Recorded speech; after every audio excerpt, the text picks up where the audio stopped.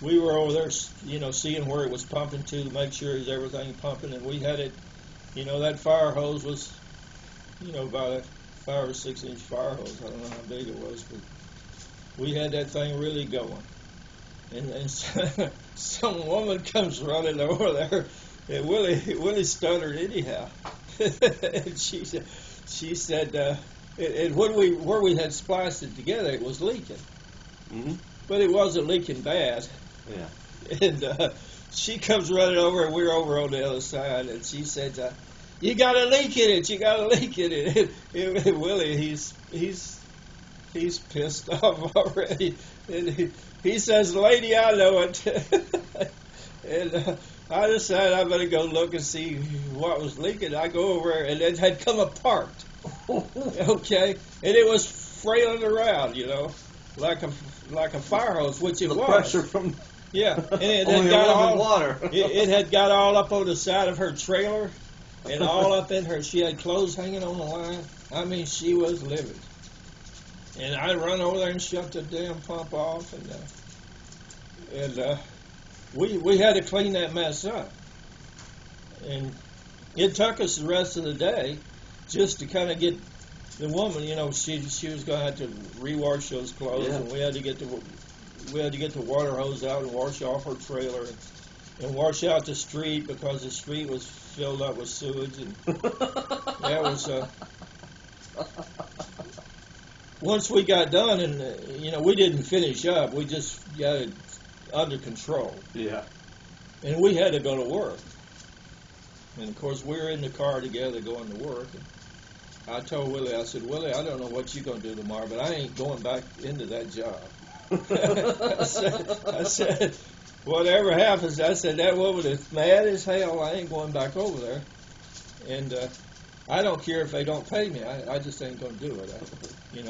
That ain't the bargain I was looking for." So I don't know if Willie went back. I can't remember if he went back over there and finished that project up or not. But I never got paid for the day's work. But I learned my lesson that I wasn't qualified for that kind of work. I promise you that. I figured we had to get out, go up to the gas station and pump gas, or hide cars, or we could do cleanup work and stuff like that, and help people set up trailers. We'd do about anything, but I wasn't going to take that project on because to start with, when you take on a project like that and you don't know what you're into, you get in trouble, and I didn't need that.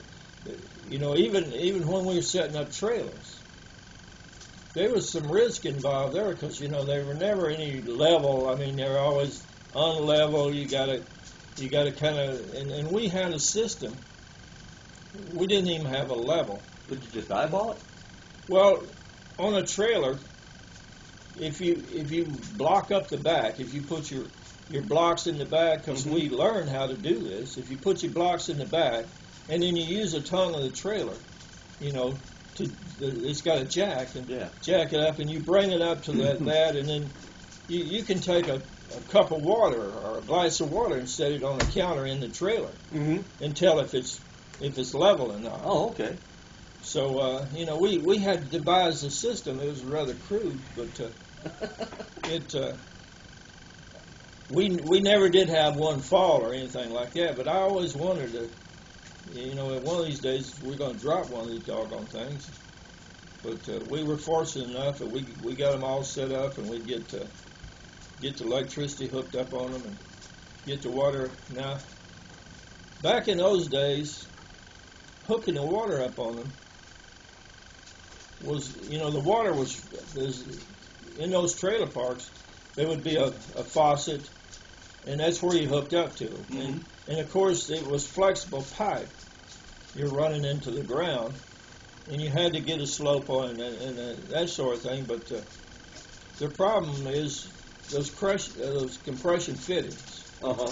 We were using compression fittings leak, and you couldn't have a leaky line going to the trailer because in the wintertime it got so cold up there that those lines would freeze anyhow. And the way you would keep them from freezing, and we did a lot of this in the wintertime, was you would go buy heated tape. It's electrical, and you wrap the whole thing around, and then you have it plugged in, and it keeps them from freezing. So, when the weather was starting to get cold, we'd go around to people's trailers and we'd look at them and see they didn't have tape on them, and we would knock on the door and say, "Hey, if you don't put a heat tape on that water line of yours, that's going to freeze and bust, and you're not going to have any water." And we would make a deal, maybe to there was a hardware store there, and it was a big hardware store not far from there, Griff's Hardware, and he sold those tapes and things down there, and we could go down there and buy the tape and put it on there, and then we would make a couple of bucks doing that. But, that was just some of the things that we would do, to kind of make a dollar here or there. Everything was pretty important to do that. Now, Willie, he was married and he had a child. He was about 4 or 5 years old. And like I say, Willie lived down the street for us. And he had that 1951 Chevy 4-door. It was green. I think it might have been a military car at some point in time. But he decided that his wife didn't like it there anymore. She was a lot younger than he was. Willie was, 30, 35, 36 years old maybe. He looked a lot older. Had a hard life. But she wanted to go back down and be close to her parents in Jackson, Tennessee. So Willie said, "Well, we can pull that trailer from here. We'll disconnect it, and when we get off and work on a Friday night, we'll have it all hooked up and everything. We use my car to go to work and back, but we hooked his car up at Chevrolet, at 51 Chevrolet. We rented a hitch, because the car actually didn't have a hitch, and you could rent those that clamped on the bumpers, because those bumpers were really stout. Yeah. And we went over and rented at that hardware store, and we rented a hitch and put it on there, and we hooked it all up on a Friday during the day before we went to work, and we knew when we got off from work we was going to go and pull that thing down to Jackson, Tennessee.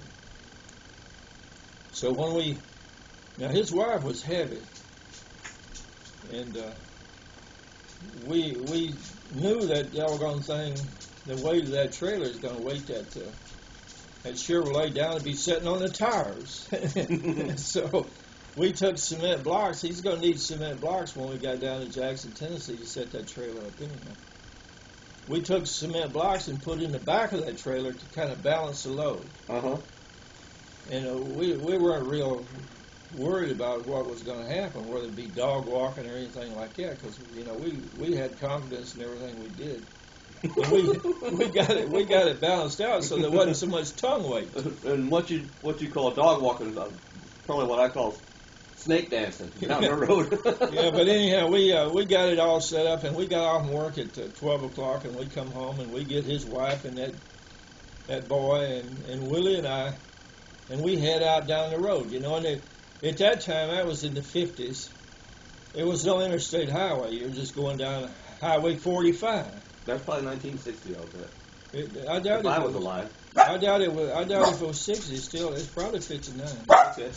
But anyhow, we go down Highway 45, and you go through little towns and have red lights and stuff like that, because there was no interstate highway. And it took us a long time to get there, because we didn't run very fast, 50 mile an hour maybe like that. So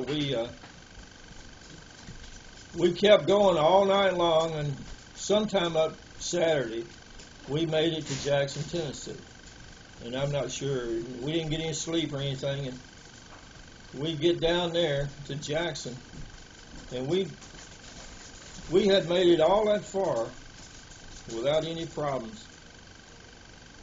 We get down to Jackson, and we decide to turn off the road, because it was a country road, where she wanted that trailer set up at her folks. And when he turned off that road, the trailer dog walked on us. It didn't follow the car around. It pushed the back end of the car into the fence because it was so heavy. Of course, she had already got out of the car. She was a heavy woman. So what kind of jackknife on you? Yeah, she had already got out of the car, and so his boys, just Willie and I, we turned there, and that thing pushed us. It was a narrow gate to get through, and it pushed us over against that fence. So we spent the next couple hours trying to figure out how to get that damn thing off of our fence. But we finally did get it off, and we pulled it out there, in the kind of like in a field, barn lot or whatever it was, and we put their cement blocks out. We set it up and spent the whole day, even into the night. We hadn't been to bed or anything. You had water and sewer hookup out there? From that house. Yeah, okay. We hooked into whatever that was in that house because her parents lived there. Yeah. It was right next door to her parents' house. And it wasn't a permanent hookup, it's just probably a flexible hose going into their sewer line and then probably a water hose, for water. Yeah. Because Willie was going to come back. Because, we were there on the weekend, and we worked probably into the late evening. It was in the summertime, and it was. We finally got it so it would be permissible. We run electric line and all that, and got it all set up. And then we had to head back to Chicago, because on Monday morning we would have to go to work, and that's Saturday night. So we were going to be driving all night Saturday night. Neither one of us had any sleep, and we swapping out driving, trying to keep one another awake. And we get back sometime Sunday. We get back home, And Willie stayed at my house. We put him up for the night. And then, of course, Monday we got up and went to work. And then he took a room over there at the Ladin. We called it the Snake Pit, but it was a hotel over a tavern. And you get one room, you had a sink, and you shared a bath down the hall and everything. At one time, years ago, it probably was a hotel. It was called the Aladdin Hotel, but it was just sleeping rooms is all it was. And he took a room and he stayed over at the Aladdin Hotel after that until he didn't stay very much long after that. He decided he was going to go back to Tennessee. Yeah. And he did. He quit his job and he left and went back to Tennessee, and that left me living in the trailer park.